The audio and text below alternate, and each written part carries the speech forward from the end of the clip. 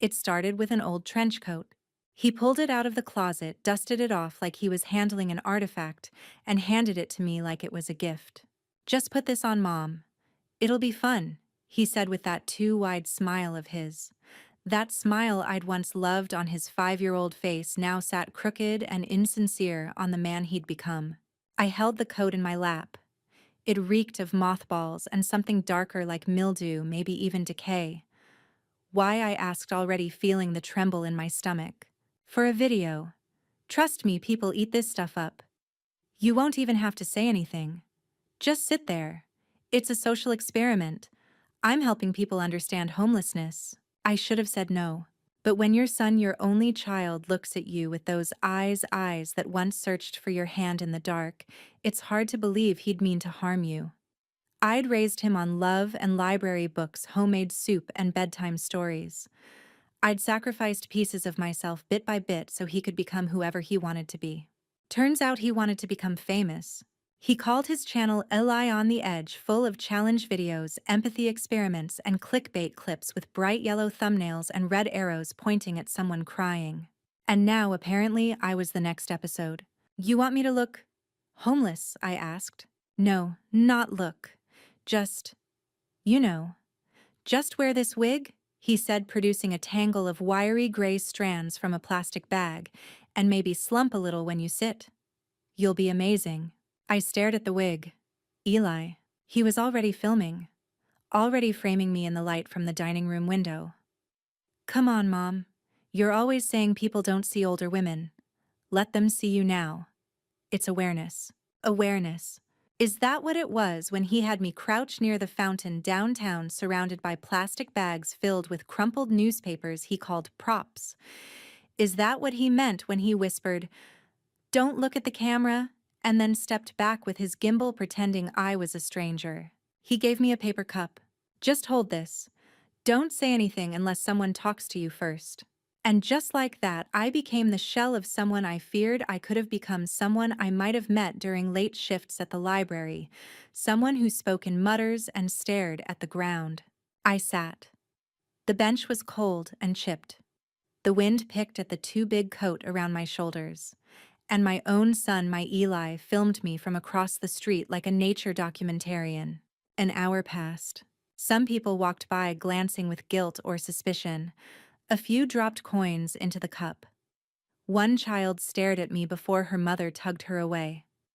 It wasn't just humiliating, it was violating. I saw myself reflected in a cafe window behind me. Unwashed, slumped, anonymous. No one saw the woman who'd once read Little House on the Prairie aloud every night. No one saw the librarian who'd guided teens to scholarship books and senior citizens to large print mysteries. All they saw was Eli's character, a faceless, nameless woman whose pain could be edited down to 5 seconds of pity. When he finally returned, camera hanging from his neck, he looked thrilled. "That was perfect. Seriously, Mom, you nailed it." "I want to go home," I said. He didn't hear me. He was already checking the footage. God, the way that lady dropped the coin and looked back, pure gold. I'll subtitle that. I stood up, cup still in hand. "Eli." He looked up. "What?" "I'm not doing this again." He blinked as if I'd said something incomprehensible. "You don't get it. This is good, Mom. You helped me today." I didn't respond. I just walked to the car. I sat silently on the passenger side while he drove. He hummed along to some pop song, fingers drumming the steering wheel like he hadn't just erased my dignity for content. When we got home, he uploaded the footage before even taking his shoes off. He called the video "I Met This Grandma on the Street." What happened next broke me. The thumbnail was me slumped on the bench with tears photoshopped onto my cheeks. I wasn't crying, not then. But I would. Hours later, I sat in bed with my laptop open, watching the views climb like a fever. 50,000, then 80, then 120. The comments flooded in. This made me cry. "Thank you for doing this, bro. We need more people like you. God bless her soul. Is she still out there? Did you help her?" I stared at the screen. My name wasn't mentioned once. I had become content. A prop. A tool. And my son, the boy I'd once cradled against my chest, whose first steps I cheered, whose graduation speech I cried through, had turned me into fiction. There was a knock on my door. "You okay?" Eli asked. I closed the laptop. "Yeah. You were amazing. Seriously." He didn't see the way I was curled into myself. He didn't see the shame coiling around my ribs. He just smiled and said, "Tomorrow we'll do part 2. People want an update." Tomorrow. I swallowed my nausea, nodded faintly. But something in me cracked that night, just the tiniest fissure. And once a crack begins, it never stops spreading. The next morning, Eli was already setting up the tripod before I even came out of my bedroom. He had a fresh cup of coffee in one hand for himself and a worn canvas bag full of thrifted clothes in the other. "Morning, Mom. You were incredible yesterday. The video hit 200K overnight." He looked like a kid on Christmas. Except the present he unwrapped was me. I stood there in my robe, the floor cold beneath my feet, watching as he laid out the costumes on the kitchen table like props for a school play. Mismatched shoes, a flannel shirt with holes, a knit cap that looked like it had been chewed by rats. He wasn't asking, he was preparing. "I thought today we could go to the underpass," he said, excitement bubbling in his voice. "There's this really gritty vibe there. I'll get you some hot soup to hold, maybe a cardboard sign. Something simple like, 'Anything helps.'" I stared at him. "Eli, we need to talk." He didn't stop moving. "Yeah, sure. Talk in the car, okay? The light's good before noon." "I'm serious." He froze, then for the first time actually looked at me. "What's wrong? What's wrong?" I repeated, my voice quieter than I meant it to be. "You're making me pretend to be homeless. You're letting strangers pity me and they don't even know who I am. You're using me, Eli." He laughed, actually laughed, like I'd told a joke. "Mom, come on. It's awareness. It's storytelling." "No, it's exploitation." He exhaled sharply like I was being dramatic. "You don't get it. This is how things go viral. It's performance, okay? We blur the line between real and story. That's what keeps people watching. I'm not a character. You're my mom. You said you wanted to spend more time with me." That one cut deeper than I expected. I swallowed hard. "And is this what that looks like? Me in a torn sweater while you rake in comments and add money." He looked annoyed now. "Wow. So now I'm the villain because I'm trying to make something of myself. After years of working crap jobs and being invisible." "Invisible," I whispered. "You made me invisible." He scoffed. "You don't understand how content works." I walked away. I went back to my room and shut the door. But an hour later I was back on the street. Don't ask me why. Maybe it was habit, a mother's reflex to support her child. Maybe it was the echo of his voice as a little boy calling me mama and reaching for my hand. Or maybe I just didn't want to believe he'd really let the world see me like this unless he had a good reason. This time he had me sitting on a tattered blanket near a bus stop. He gave me a sign. Abandoned and forgotten, but still hopeful. It was poetry, he said. The camera rolled. People walked by, some avoiding eye contact, others glancing curiously. One man offered me a sandwich. A young woman dropped a $5 bill into my lap. My cheeks burned. I felt myself shrinking, folding into a shell of someone I didn't recognize. The worst part, someone filmed me with their phone. Not Eli. A stranger. I saw them do it, barely trying to hide it. A 30-something man in gym shorts and a ball cap. He looked amused. That night I found the clip online, not from Eli's channel. It was on a Reddit thread. This poor lady broke my heart. Thousands of comments. People speculating about my backstory. Guessing where I used to live. Whether I had kids. She looks like someone's grandma. How can people just walk past her? I hope she finds her way. I'd give her a blanket if I saw her. I wanted to scream. I was not lost. I was not forgotten. I was Margaret Ellison. I'd built a life, taught kids to read, organized fundraisers, held bake sales and book drives, ran the entire community literacy program for 10 years. I'd raised a child, paid off a mortgage, grieved a husband. And now I was a footnote on someone else's highlight reel. Eli burst into my room with a grin. "Mom, the new vid hit 500K in 12 hours. You're blowing up." He actually high-fived me. Like this was a game we were winning. I don't want to do this anymore, I said flatly. His smile faltered. You're kidding. No, I'm not. But people love you. You're the heart of the story. I'm not your character, Eli. He frowned. Do you have any idea how hard I've worked for this? I'm finally getting noticed. People DM me saying I inspire them. At what cost? He shrugged. No one's getting hurt. I am. That silenced him for a moment. Then he crossed his arms and said, So what you want to go back to? Sitting at home watching the news. Being forgotten. You said you wanted purpose. Not this way. He looked at me. Really looked this time like I was a puzzle he couldn't solve. Then he muttered something I'll never forget. You were already invisible. I just gave you a spotlight. He left the room. And I sat there cold, humiliated, and more alone than I'd ever felt in my life. Not because of the strangers, because of my son. 2 days later, I stopped going outside. Not because I was sick, because people had started to recognize me but not as myself. They didn't see Margaret Ellison, retired librarian. They saw her, the homeless grandma from the internet. I first noticed it at the grocery store. I'd only gone in for a carton of eggs and some tea. I was still in my regular clothes, clean hair-combed shopping list in hand. But a teenage girl followed me down the soup aisle. Are you... Wait, you look like that lady? From TikTok. The sad one. I froze. She took out her phone and started recording. No permission, no greeting. You were in that video, right? With the guy who helps people. What's it like to be homeless? Are you okay now?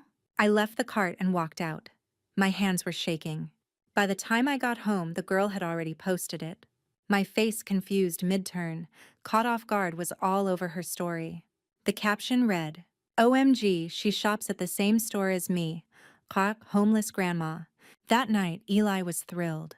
He waved his phone in front of me. Mom, you're trending again. That girl's video got 1 million views in 5 hours. You're basically an icon. I didn't agree to that, I said. You don't need to. It's the internet. You're a public figure now. My head throbbed. I didn't ask to be one. He just laughed like I was being unreasonable. The next morning, I woke up to 3 missed calls. 2 from people I barely knew, former neighbors, distant cousins, and 1 from someone I hadn't heard from in over a decade, Linda Harrow, my old supervisor from the library. I listened to her voicemail. She sounded kind, concerned. Hi, Maggie. I saw something online and... Is everything okay?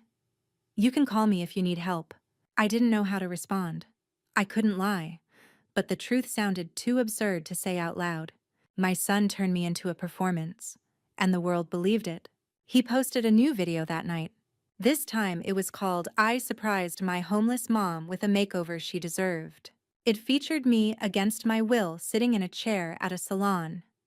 I'd only agreed to go because he said we were getting out of the house. Suddenly there was a stylist, a ring light, and a camera. I had no idea he was filming until I saw the finished product later that evening. He added sad piano music, overlaid text. She's been through so much. Today I gave her back her dignity. I stared at the screen in disbelief. He cut out every moment of me asking him to stop, every expression of discomfort. He edited in fake tears. Mine. The comments poured in. I'm crying. This guy is an angel. She looks beautiful now. God bless you for helping her. Beautiful now. What did they think I looked like before a stain? The next day, a woman knocked on my door. She held a plastic grocery bag and wore a gentle, apologetic smile. Hi, she said. I recognized you. I saw the videos. I just wanted to bring you a few things. You're so brave. I stared at the bag. Apples, a blanket, some cough drops. She thought I still needed help. Because the version of me Eli had created, the broken, voiceless, pitiful mother, had become realer than I was. I thanked her, took the bag, closed the door. Then I sat at the table and cried until my ribs hurt. Not just for me, but because it hit me then this wouldn't stop unless I made it stop. Eli didn't think he was hurting me. That was the most terrifying part. In his mind, he was telling a story, a noble one. He was rescuing me from poverty. I didn't have suffering I didn't deserve in a narrative that didn't belong to either of us. He had twisted reality into something beautiful for himself. and the world clapped. Later that week, he asked if I'd be willing to reunite with a young fan on camera. Some teenage influencer wanted to meet the grandma who inspired her to start volunteering. I asked him, "What do you think will happen when the truth comes out?" He looked confused. "What truth?" "That I was never homeless. That I live here. That you made it all up." He waved it off. "Mom, no one cares. People just want to feel things. You gave them that." "I didn't give them anything. You took it." He rolled his eyes. "You're overreacting. I'm being erased." That silenced him for a beat. But then he leaned back, shrugged, and said, "Well, maybe that's better than being ignored." I looked at him, really looked, and for the first time in my life, I didn't recognize the boy I raised. This wasn't about helping people. It wasn't even about me. It was about him. And the monster of attention he had fed was now too big for either of us to control. That night, I opened a secret folder on my old laptop. I started saving copies of everything: videos, posts, comments. I recorded our conversations. I dated them. I labeled each one. Because I knew where this was going now. And I was done letting him be the only one holding the camera. I started locking my bedroom door at night. Not because I feared Eli would hurt me physically. No, that kind of threat was never his style. He didn't strike with fists or shouts. He used the edit button. He used pity. He used me. And I finally understood that keeping myself safe meant guarding what little remained of my identity, and my silence for now was protection. But silence can only last so long. It happened the following weekend. I came downstairs to get a glass of water and found him setting up another scene right in our living room. Camera on tripod, lighting ring facing the sofa, a second camera rig on the coffee table. He was pacing, rehearsing lines to himself. "Ever since I brought my mom in from the streets, we've been working on healing. Trauma's real, and today, I want to show you how far she's come." He turned, startled by my presence. "Mom, hey, can you sit down for a second?" "No, I just want to film a check-in. Like a little update. Nothing dramatic. You don't even have to talk. Just nod when I do." "No." He blinked. "What's going on?" I said, "No, Eli." He laughed, that nervous twitch he always had as a kid surfacing again. "You're just tired. I get it. We'll do it later." "You're not listening to me," I said slowly. "I'm not participating in this anymore. None of it. Not the makeovers, not the sympathy montages, not your healing journey." The mask slipped from his face. "What is this really about? You don't want me to succeed. You want me to go back to working the deli counter like a loser." "This has nothing to do with your job," I snapped. "This is about decency. You've stolen my dignity and sold it to strangers for ad revenue. That's not success. That's betrayal." He turned away, jaw clenched. I stepped forward. "I want you to delete the videos. All of them." He whirled around. "Do you know how much money those videos made? Do you have any idea I paid off half my credit cards because of you? You paid off debt by turning me into a lie." He looked at me like I was speaking another language. "This is how the internet works," he said, voice rising. "People want authenticity, but they also want drama. They don't care if it's scripted, if it feels real. You gave them real. I gave you nothing," I said. "You took it." We stared at each other, silence falling between us like ash after a fire. Then, as if flipping a switch, he softened his tone. "Mom, I didn't mean to hurt you. I really didn't. You know I love you, right?" I didn't answer. He stepped closer. "Let's just do one more. Just one more video, I swear.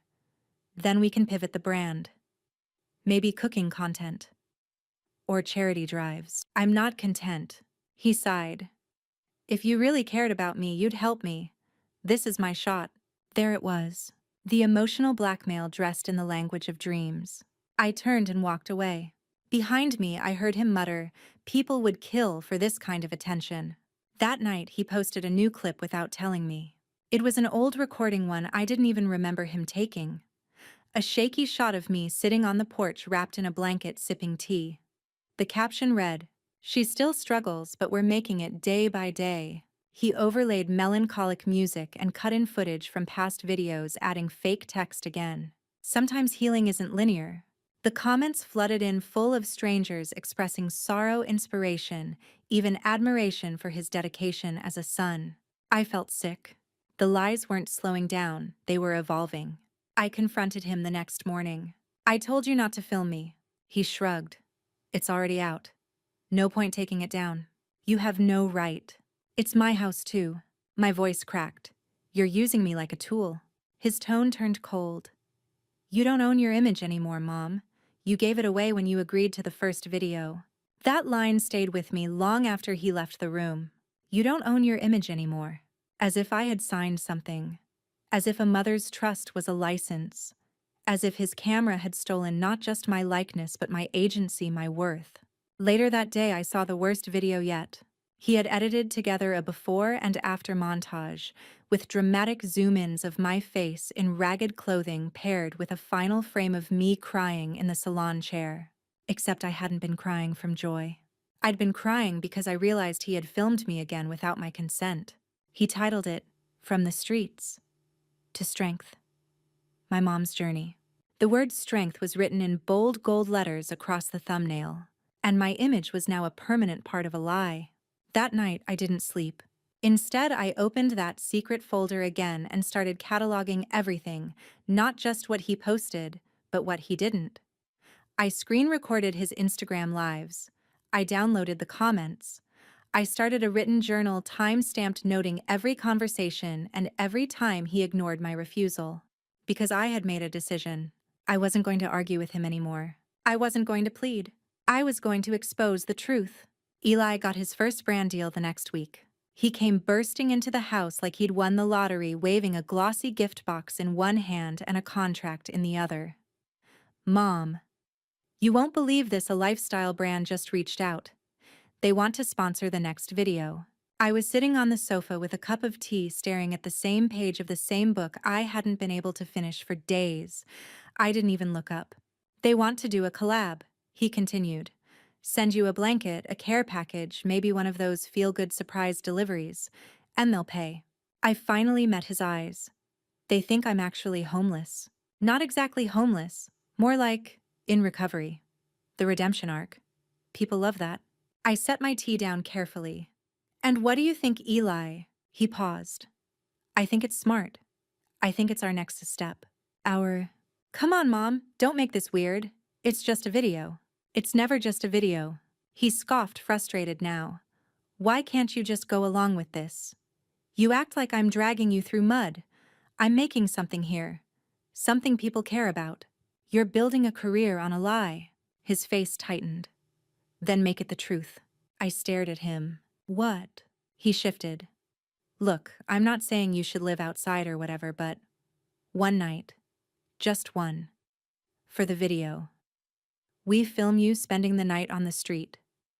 People will flip. It'll be the most real thing we've ever done." He said it like he was asking me to join him for dinner. "You want me to sleep outside?" I whispered. "For one night. We'll make it look authentic. You can wear the old coat again. I'll be nearby the whole time, obviously. You'll be totally safe." My mouth went dry. "Safe from what from you?" He flinched at that.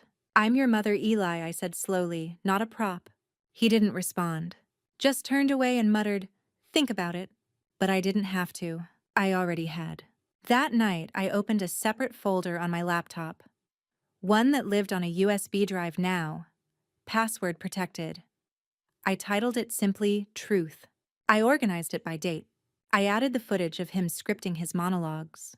I added the screenshots of his text messages calling me the asset. I even clipped out the email he'd left open on his desktop, the one from a brand representative asking if I'd be willing to shed a few tears for the shoot. And then I waited.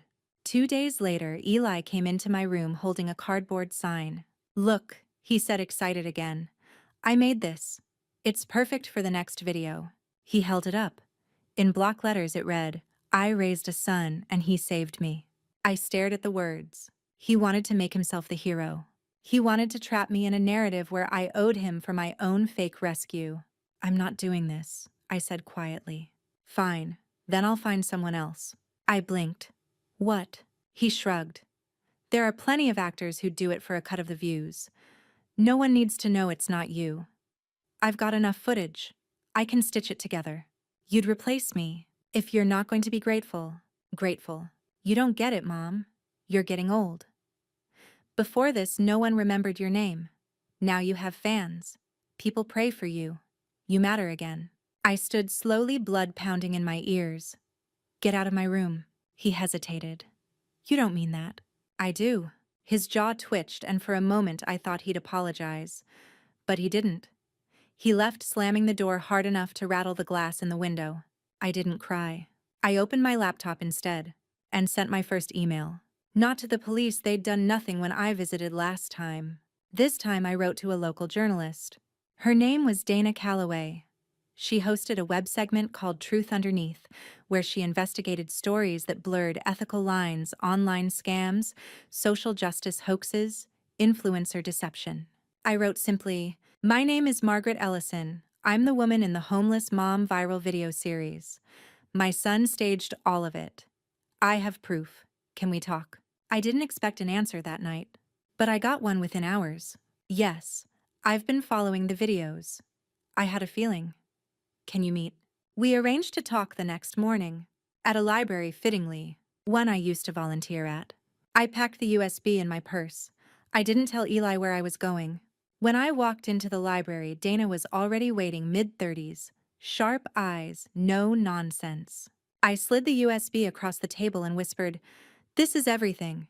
She plugged it in, watched, scrolled. Her expression darkened. "He really did this to you." I nodded. She didn't ask for drama. She didn't ask for tears. She asked for the truth.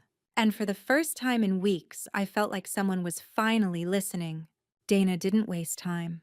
The moment she saw the footage on that USB, her professionalism kicked in like a reflex. She asked precise questions, took notes, requested permission to use clips, all while reassuring me with a calm I didn't know I needed. "This isn't just a bad moral choice," she said. "It's calculated deception. And because he monetized it, there could be financial consequences."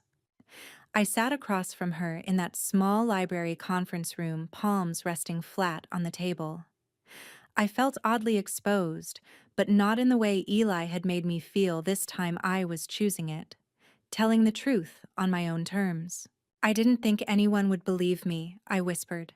"They will," she said without blinking.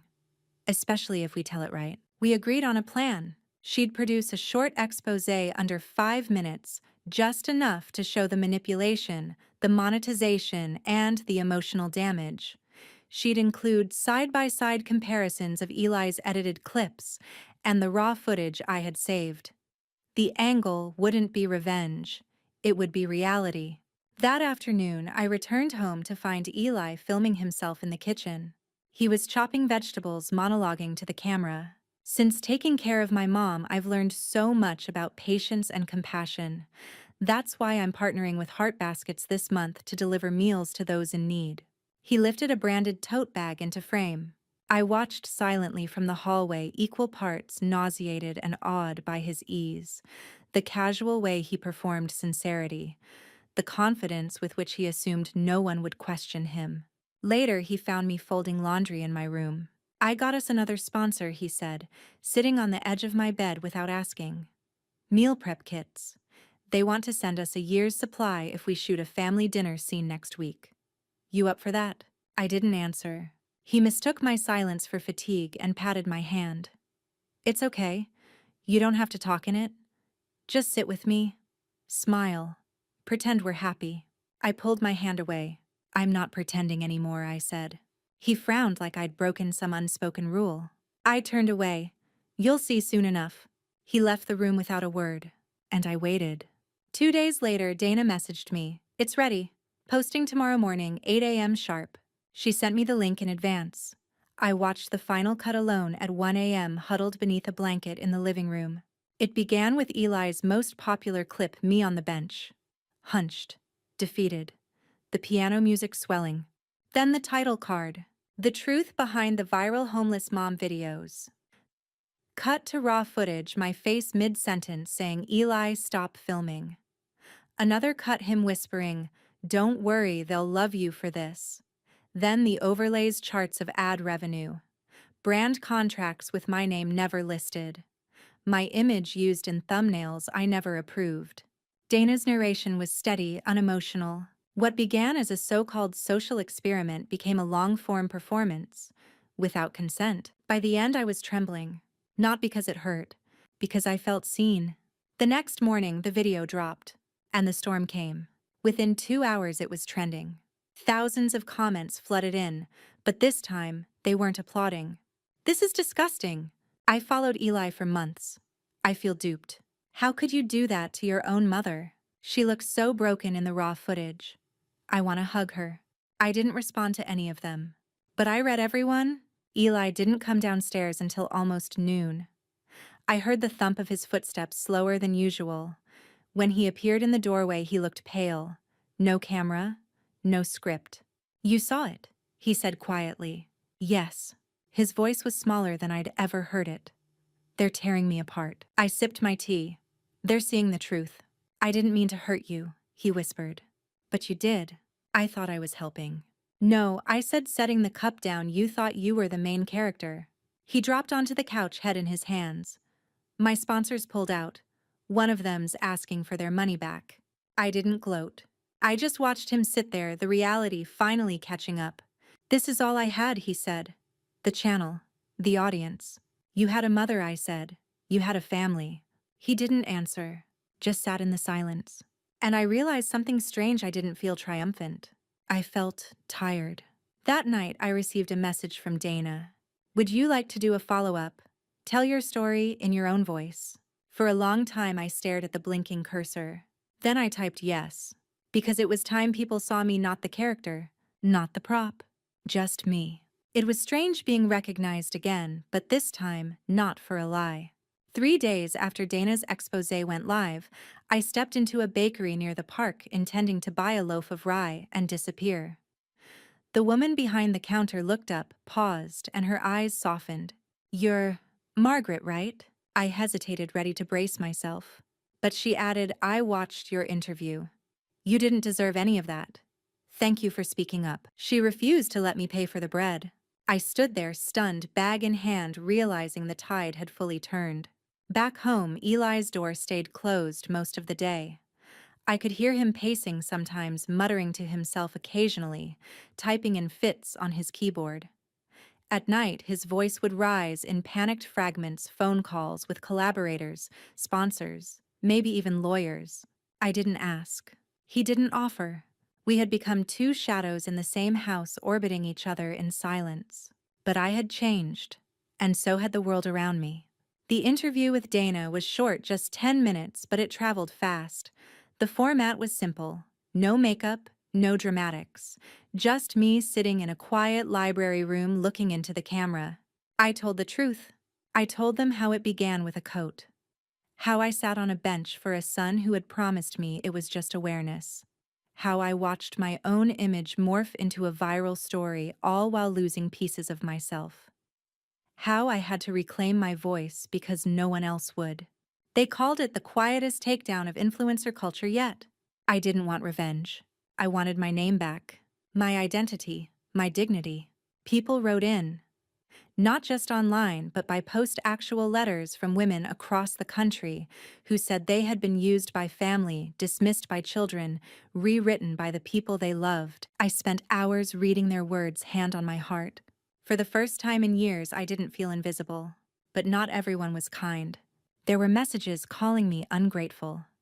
People defending Eli, saying, "At least he included you, or maybe you were invisible before he put you on camera." One man said that's what parents get for living off their kids. It stung, of course it did. But I didn't respond, because I had already said what mattered. And Eli, he was unraveling. One afternoon, I came downstairs to find him sitting at the kitchen table, laptop, open eyes red-rimmed. He didn't look up. "They banned my TikTok." I said nothing. "My YouTube got demonetized. Instagram shadow banned me. Sponsors won't touch me." Still, I said nothing. I didn't think it would go this far. Now I did speak. That's what happens when you trade the truth for views. He looked up, eyes burning with something between guilt and desperation. "What do I do now?" I didn't have an answer for him. He wasn't asking as my son. He was asking as someone who'd built their life on a stage that had collapsed. "I'm not your audience," I said gently. He swallowed hard. "People hate me." "They don't hate you," I said. "They hate what you did." He looked down again. Later that night, I heard him crying in his room. I didn't knock. I didn't go in. Some part of me wanted to. Some small maternal flame still glowed in my chest, the part that remembered the boy who used to hug me tight when he was scared. But I stayed in bed. Because he needed to feel this. He needed to sit in it, the silence, the fallout, the truth. A few days later, I received another email from Dana. A producer from a documentary studio had seen the interview. They were doing a series on truth narrative and internet deception. Would I consider being part of it? This time I didn't hesitate. Yes, I replied. Because if my story could become a weapon in someone else's hands, it could also become a torch, lighting the way for women like me. For mothers whose voices had been edited out. For elders whose truths were repackaged and sold back to them as pity. I wanted people to understand what happens when your story is stolen. And more importantly, what happens when you take it back. The documentary crew arrived quietly, respectfully, nothing like Eli's setups. No ring lights, no exaggerated scripts. Just a small team of 3, a camera operator, a sound tech, and a young woman named Lena, who directed with the kind of stillness I instantly trusted. They asked if we could film in my home. I said yes, but only in the dining room. Only where I felt grounded. As they set up, I caught a glimpse of myself in the mirror above the fireplace. It surprised me how composed I looked. Not glamorous, not dramatic, just solid, present. A woman with edges and history no longer flattened into someone else's narrative. Lena sat across from me. "We're not here to make you a symbol," she said gently. "We're here to let you speak." That was all I needed. I told them everything. About the bench, the coat, the fake makeover, the night Eli asked me to sleep on the street. I spoke slowly but clearly, letting the words settle in the room before moving on. I didn't cry. I didn't rage. I simply told the truth without music edits or sympathy overlays. I told them how I became invisible in my own life, until being forced into a spotlight made me realize I had something to say after all. Afterward, Lena thanked me. "You have more strength than most people I've interviewed," she said. It wasn't a compliment. It was recognition. Later that evening, I came into the kitchen and found Eli standing over the sink, staring at a broken glass in his hand. His face was pale, drawn. "I saw the camera crew," he said. I said nothing. "You're filming something now?" "Yes," I replied. "A documentary. About me?" He gave a bitter laugh. "Funny how that works." "It's not revenge," I said. "It's correction." He turned to me slowly. "You think I don't know what I did? I don't think you've even begun to understand." He rubbed his face, the fatigue in his bones finally surfacing. "Everything I built is gone. My channel. My income. I can't even walk outside without someone spitting at me." I wanted to feel bad. I really did. But I remembered sitting in that salon chair, eyes full of tears I didn't choose. I remembered the way he called me the asset in that brand email. "You were warned," I said quietly. His expression turned hollow. "I just wanted to matter. Just once." "You mattered," I said. "Before the likes and followers? You mattered to me." He sat down heavily in a chair. "I don't know how to come back from this." I paused. Then, choosing my words carefully, said, "You don't come back. You move forward. But you start by listening." "To who?" he asked. "To the people you hurt." He looked up. "Are you one of them?" "Yes," I said. "The first." For once, he didn't argue. He didn't deflect. He just nodded. The next morning, he left the house. He didn't say where he was going. Didn't take a camera. He just walked out the front door with a coat and a notebook in hand. For a moment, I thought he might try to hide from the mess he made. But 2 days later, he returned. With a letter. He handed it to me without a word. I opened it after he left the room. It wasn't long, just a few paragraphs. Apologizing. Not just for filming me without consent, but for making me feel disposable. For seeing my life as content instead of history. For forgetting that the woman he was editing was the one who stayed up with him through every fever, every nightmare, every heartbreak. It didn't erase what he'd done, but it was a beginning. Later that week, Lena sent me a clip from the upcoming documentary, just a 30-second preview. It opened with my voice. There's a silence that comes with aging people stop asking you who you are. They just assume. This is my answer to that silence. I watched it twice, and then once more. And I realized, this time the story was mine. The documentary dropped on a Thursday morning, and by Friday night my world was on fire again, but not in the way Eli had set it aflame. This time the flames weren't made of comments and thumbnails and monetized grief. This time it was warmth. Light. A chorus of voices saying, "We see you now." Lena had titled it, "The Story They Never Let Her Tell." In the opening frame I sat at my own dining table, soft, natural light on my face, no music, no makeup, just me. And I spoke about the way age had rendered me invisible long before Eli picked up a camera. About how women like me fade from conversations, from headlines, from dinner tables, and how suddenly I became visible again only through someone else's distortion. The internet didn't just listen, it stopped. People shared it across platforms, not with mockery, but with awe. This woman's voice is what social media has been missing. Forget influencers, let's hear more from her. I watched this and then called my mother for the first time in 2 years. The numbers didn't matter, the sincerity did. I received emails, invitations, even a handwritten letter from a literature professor in Oregon who said she'd shown the documentary to her class and started a unit on unseen narratives. And just like that, the thing Eli had taken from me, my agency, returned. But not everyone was thrilled. 2 days after the documentary aired, I found Eli sitting on the porch, his shoulders hunched, cigarette smoldering between 2 fingers he never used to stain with smoke. He didn't look up when I sat beside him. "You're famous now," he said bitterly. "No," I said. "I'm visible." He scoffed. "What's the difference?" "The difference is this time it's me telling the story." He was quiet for a while. The late afternoon sun painted long lines across the porch railing. In the distance, a neighbor's dog barked and kids rode bikes through the cul-de-sac. "I watched it," he admitted eventually. "The whole thing?" I said nothing. I didn't expect it to hit me the way it did. Still I waited. "You weren't cruel," he continued. "You didn't even say my name." "That was intentional," I replied. "This story wasn't about blaming you. It was about finding me again." He turned to look at me. "So why does it feel like I'm the one being erased now?" I met his gaze. "Because for once it's not about you." The truth of that hit him hard. I saw it settle in his posture, in the way his shoulders deflated. Eli had built his life on being the center of videos, of narratives, of attention. He didn't know how to stand in the wings. "You don't think I'm capable of changing," he murmured. "I think you've confused changing with pivoting." He blinked. "What does that mean?" "It means every time you get caught, you rebrand. You don't reflect. You reinvent." He nodded slowly, the insult not missed. "But this isn't about your channel anymore," I said. "This is about the man you want to be when no one's watching." A long silence. Then he asked the question I'd known would come. "Do you hate me?" I turned my head to look at the garden where my husband once planted marigolds that refused to bloom, where Eli once buried his pet turtle with tearful reverence. "No," I said, "I don't hate you." He exhaled. "Thank God. But I don't trust you either."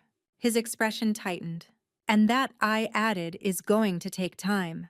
And proof." "What kind of proof?" he asked. I thought for a long moment before answering. "Live a life that isn't curated. Do something good and don't film it. Tell the truth even if it costs you. Earn back the right to be believed." He leaned back in the chair, nodding like he finally heard what I was saying. "That's fair." It wasn't an apology, but it was the closest he'd come. Later that week, a former subscriber of Eli's emailed me a screenshot of a new post he'd written on Medium. The title read, "What I Took from My Mother and What I Hope to Give Back." It wasn't performative. It wasn't monetized. Just a quiet 1,000-word essay where he laid bare the manipulation, the guilt, the addictive pull of virality, and the way it had severed his moral compass. He admitted to it all, even the parts I hadn't shared. He ended it with, "If she lets me, I'll spend the rest of my life making it right. Not for clicks, for her." I read it 3 times. Then I closed my laptop and cried. Not because I forgave him, not yet, but because I could finally see a path. The next evening we had dinner at the table, just the two of us. No cameras, no pretense. We talked about the soup recipe, about the documentary crew, about my old job at the library and whether I might go back to volunteering. He didn't touch his phone once. At one point he said, I forgot how much you love poetry." I smiled. "You used to bring me poems on construction paper when you were little." "I remember," he said. "You kept them in that drawer under the old stereo." "I still have them." That night I opened the drawer. There they were. Crayon scribbles, misspelled declarations of love from a boy who used to look at me like I was the whole world. I closed the drawer gently, not to preserve the papers, but to preserve the feeling, because while I knew Eli might relapse into performance again, I also knew I had changed. I'd grown a spine beneath my sorrow. He could never take my story from me again. It started with a podcast. Not a huge one, just a quiet show hosted by a woman named Naomi, whose voice carried the softness of someone who had survived more than she spoke about. Naomi reached out through Dana, asking if I'd be willing to speak about digital exploitation from within families, a phrase I'd never heard before but immediately recognized. At first I hesitated. "I'm not a speaker," I told her. "You're a truth teller," she replied. "And we need more of those." So I said yes. The recording took place over Zoom late one rainy afternoon. Naomi welcomed me like an old friend gave me time to settle, to breathe. There were no flashing lights, no countdowns, no 3, 2, 1, go. Just space. We talked for over an hour, about aging, about being erased, about how love can rot when fed with entitlement and unmet expectations. I told her I used to think betrayal looked like screaming, but for me it looked like a camera lens pretending to care. She asked if I forgave him. I paused, then said, "Forgiveness isn't a gift I owe him. It's a boundary I offer myself." The episode aired a week later. It didn't go viral. It didn't need to. The people who found it were the ones who needed it most. Mothers, daughters, caretakers, estranged sons, invisible women. The inbox filled slowly, gently. One message read, "I've been silent for 20 years. You gave me permission to speak." Another, "My daughter does this too, turns my grief into content. I thought I was alone." I began replying, not with long lectures, just with acknowledgments. "Thank you for sharing. I hear you. You matter." And each time I typed those words, I felt them land somewhere deeper inside me, like roots, finally touching water. Back home, Eli was still quiet. He'd stopped filming entirely, a silence that felt almost sacred. He spent more time in the backyard now, digging up old soil, repotting my neglected herbs, planting new flowers where my husband's marigolds once struggled. "I thought I'd try lavender this time," he said one morning, dirt under his fingernails. "It won't bloom unless you're patient," I replied. He gave me a small, sad smile. That's kind of the point. Every so often, he'd ask a question that surprised me. "Do you remember that field trip I skipped in 10th grade? "Yes. You said you had the flu." I lied. I was afraid. "I didn't want to go without you." Other times, the guilt would crawl back out of him like smoke from a smoldering ember. I still have that first check he confessed one night. The one from the brand deal. I never spent it. It's in a drawer. Why, I asked. Because I knew what it cost. I didn't ask what he would do with it. That was his reckoning to carry. Meanwhile, offers kept coming, not for reality shows, not for sensational features, but thoughtful ones. Panel discussions, virtual conferences, women's groups who wanted me to speak about truth, family, and boundaries. The phrase "digital boundaries with adult children" started appearing more often. I wasn't a therapist. I wasn't a scholar. But I had lived something real. And I had come out on the other side. So I said yes. Not to everything, just to the ones that felt like healing. I remember one panel in particular, a conversation with 2 other women. One had been recorded during her chemo treatments by a niece chasing raw content. The other had been filmed at her husband's funeral by her son, who titled it, saying goodbye to the strongest man I ever knew. Neither had given consent. Both had been devoured by the audience of the internet. When it was my turn to speak, I said, "We taught them how to hold a spoon, how to button their coats, how to use their words. But no one taught us how to stop them from turning us into stories we didn't write." And I saw heads nod. I saw tears fall. And I knew I wasn't just healing myself anymore. I was planting something larger. Back at home, Eli had started volunteering at a local shelter quietly, anonymously. No filming, no hashtags, just showing up to serve soup-fold blankets, clean bathrooms. He didn't tell me at first. I found out from the shelter manager who emailed me after the documentary. "Your son's been coming in. We didn't recognize him at first. He doesn't talk about what happened, just does the work." I didn't bring it up to him right away. I let him have that. But one night I walked into the kitchen and left a pot of stew on the stove, his favorite, lentils and thyme. I left a sticky note that simply said, "For after your shift." No signature. He'd know it was from me.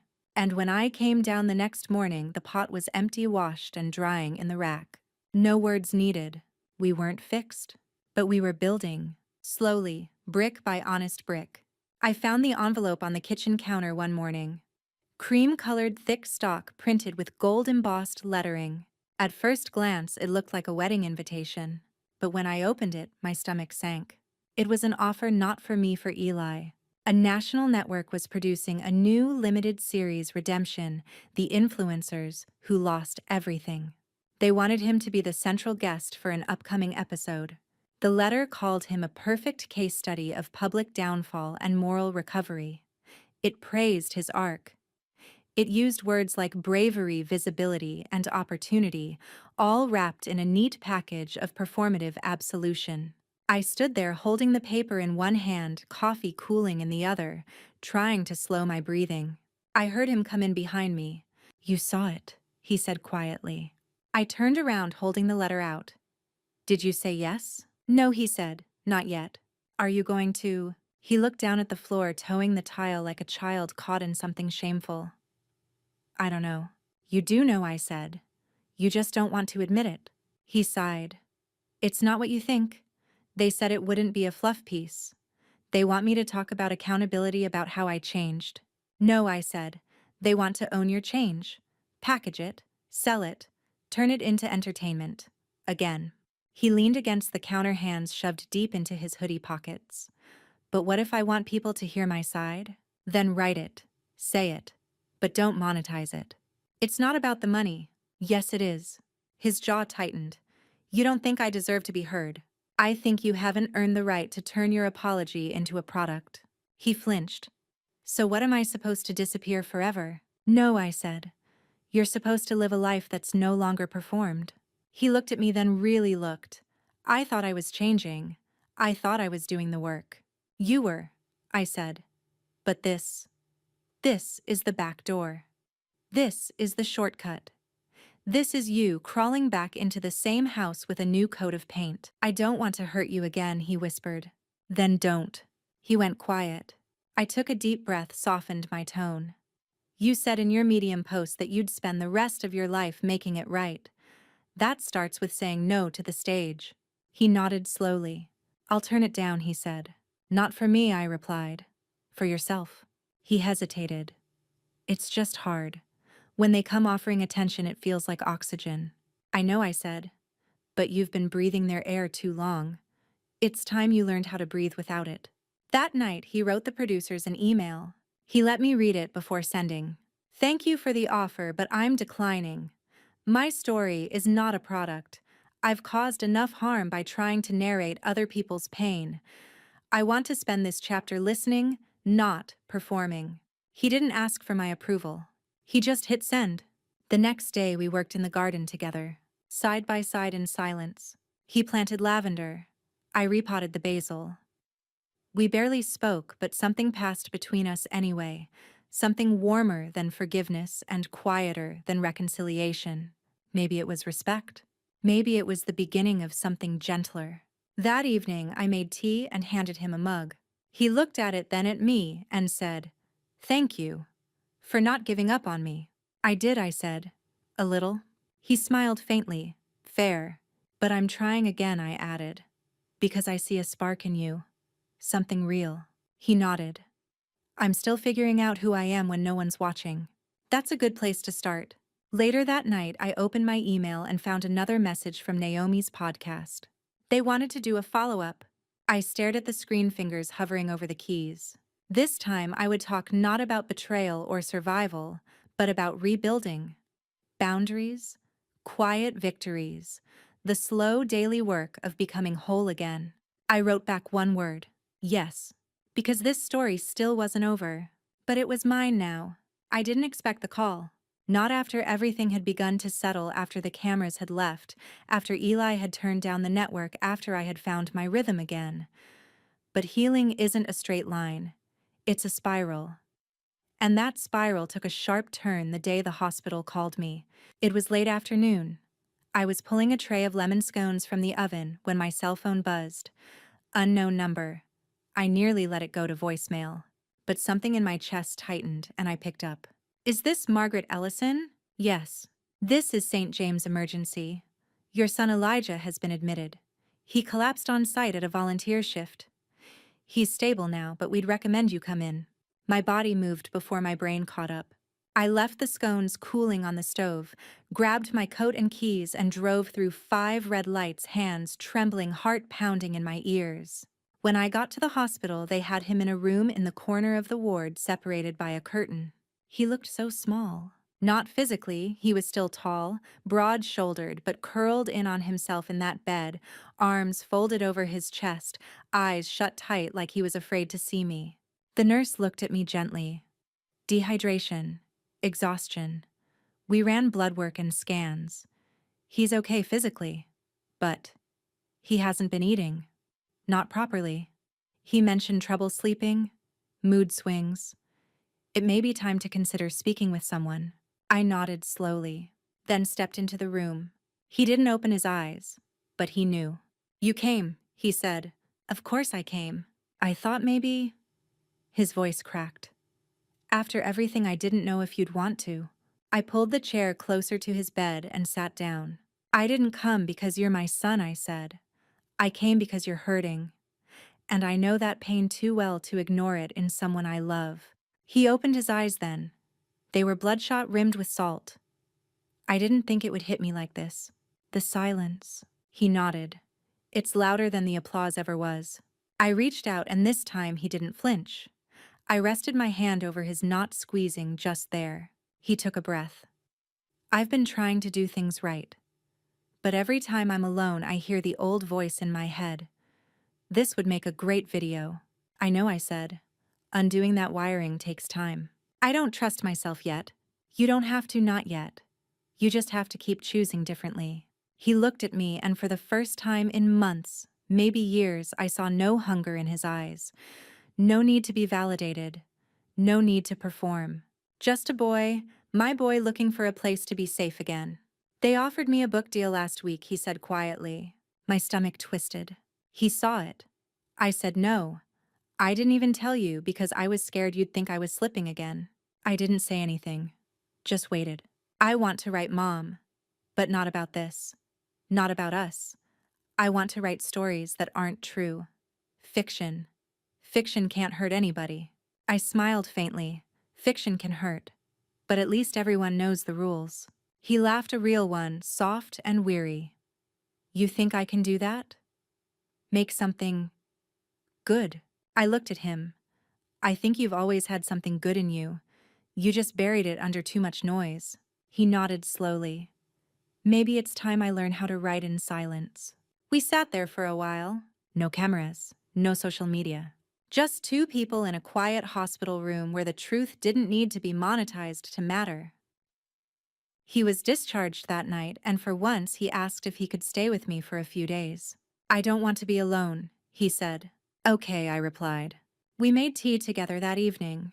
He chopped herbs for dinner. I let him sleep in the spare room with the door open, something he used to do as a child when he had nightmares.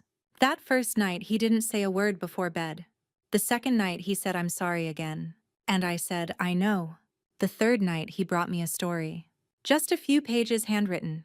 a fable of sorts, about a bird that stole the voice of a lion only to discover its own wings had stopped working. It was poetic, a little clumsy, but honest. I cried when I read it. He didn't post it anywhere. He just folded it, placed it in the drawer beneath the old stereo, the same one where I kept his childhood poems. And it stayed there, not as content, but as proof. A week later, I did the second episode of Naomi's podcast. This time she titled it, When the Camera Turns Off, Rebuilding with Boundaries. We talked about guilt, about repair, about how real healing has no hashtags. At the end, Naomi asked, if you could speak to the version of yourself sitting on that bench in the first video, the one in the coat, holding the paper cup, what would you say? I paused, then answered, I'd say, you're not invisible. You're just waiting for the noise to die down so your voice can rise. The comments were quiet, thoughtful. No emojis, no screaming caps. Just recognition, a kind of collective exhale from people who had been turned into someone else's story and were learning how to write their own. That night, I sat on the porch with Eli. He was sketching characters for a new story. I was knitting, and for the first time, the silence between us felt full, not empty. Like a beginning. Like something real. Like life after the camera. Spring came slowly that year, like someone testing the lock before opening the door. First the light softened, then the air warmed, then the flowers bloomed, and with it I began again. Not as someone's mother, not as a victim of viral fame, but as Margaret Ellison. I had received an invitation from a local community center, a small speaking engagement for their Women's Voices series. They wanted me to open the season, not because I was famous, they assured me, but because I was honest. The theme was narratives we don't consent to. I wrote my speech slowly, one sentence a day at first, not out of hesitation, out of reverence. Every word felt like laying a brick in the foundation of something I had earned. When the day came, I wore blue. My late husband always said I looked strongest in blue, like a storm cloud that knows its worth, he used to joke. The room was small, maybe 40 chairs, but everyone was filled. Women of all ages. A few husbands. A quiet hum of anticipation, not for spectacle, for truth. I stood at the podium with my notes trembling in my hands. Then I looked up, and I saw them, not an audience. Witnesses, I began. When you are erased, you learn to whisper. When your story is hijacked, you learn to disappear. But eventually, if you're lucky, you remember the sound of your own name. I told them everything. Not the viral version, not the cleaned up one, the middle parts, the quiet betrayals. The day I found my own face in a thumbnail. The night I decided I would no longer participate in my own erasure. They listened. They didn't interrupt. They didn't film. And when I finished, they stood. Not out of pity, out of recognition. That evening, Eli picked me up. He didn't ask how it went. He just opened the car door for me and said, "You hungry?" We went for pho at the place he loved as a teenager. He slurped noodles like he used to. I dabbed at my mouth with a napkin, watching him with something like curiosity. He wasn't performing anymore. That was the most beautiful change. "I saw something today," he said between bites. "Oh!" A guy filming his girlfriend crying in the park, trying to get the angle right. She kept saying, "Can you not?" And he kept saying, "It'll get views." My stomach twisted. "What did you do?" I asked. He looked up. "Nothing. Nothing." I wanted to shout at him. I wanted to grab the phone. But I realized it wasn't about me. Not this time. I couldn't fix it. But I could learn from it. I nodded slowly. "That's growth," I said. He smirked. "Feels a lot like guilt. Sometimes they overlap." He went quiet for a moment, then said, "I've been writing more. Not posting. Just for me." "Can I read something?" "Soon," he said. "I want to finish it first." Back at the house, he showed me his new project, not on a screen but in a box. Sketches. Handwritten pages. A binder labeled, "Rough Draft Real Me." I didn't read it. I just touched the cover gently. That night, we were interrupted. There was a knock at the door, not aggressive, hesitant. I opened it and saw a woman in her late 30s holding a phone in one hand and a trembling toddler in the other. "I'm sorry," she said.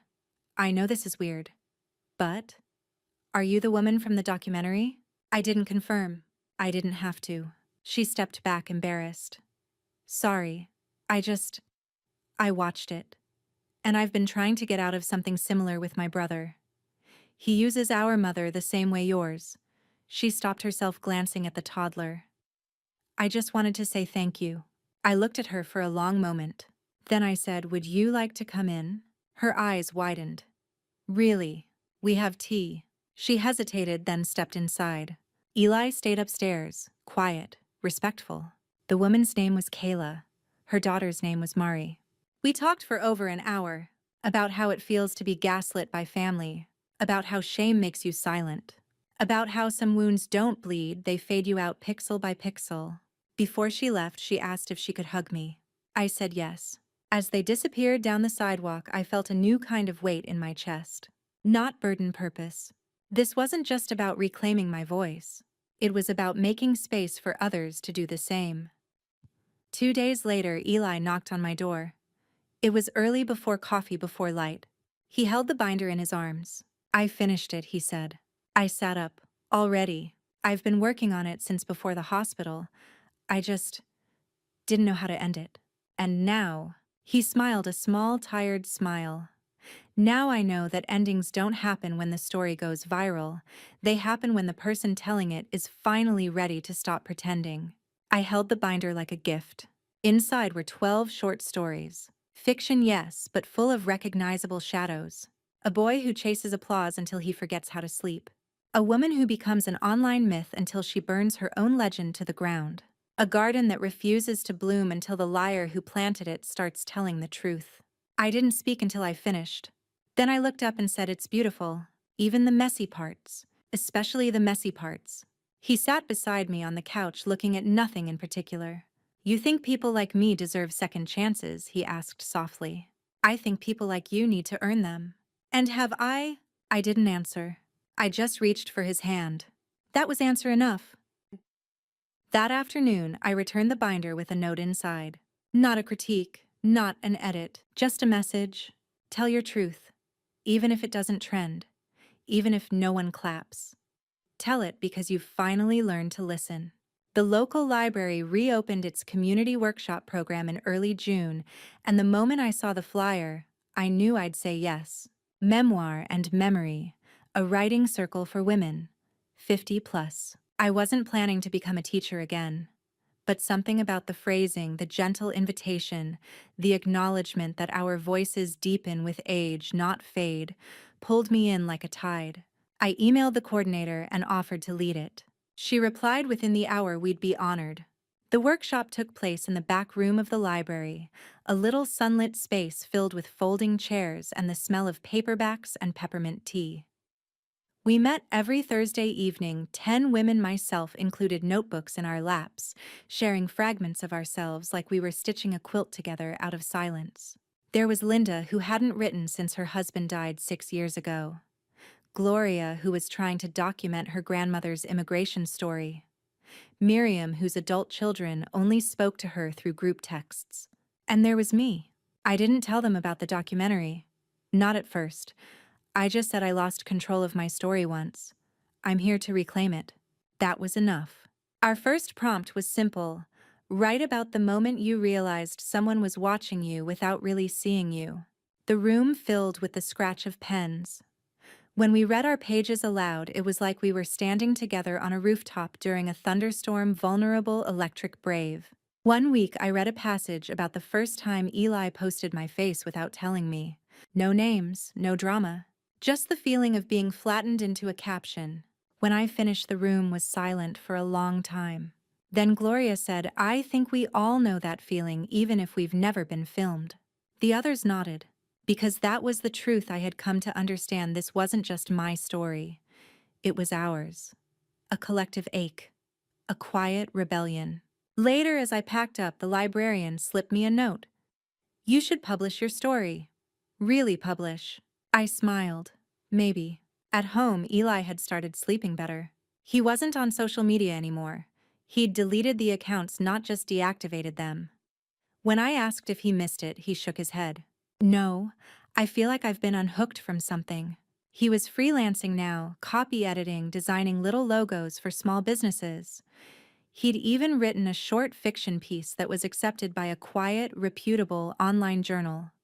Nothing viral, nothing sensational, just words shaped with care. When I read it, I nearly cried. It was called The Woman on the Porch. She wasn't me, but she could have been. One afternoon, I found a small manila envelope in the mailbox.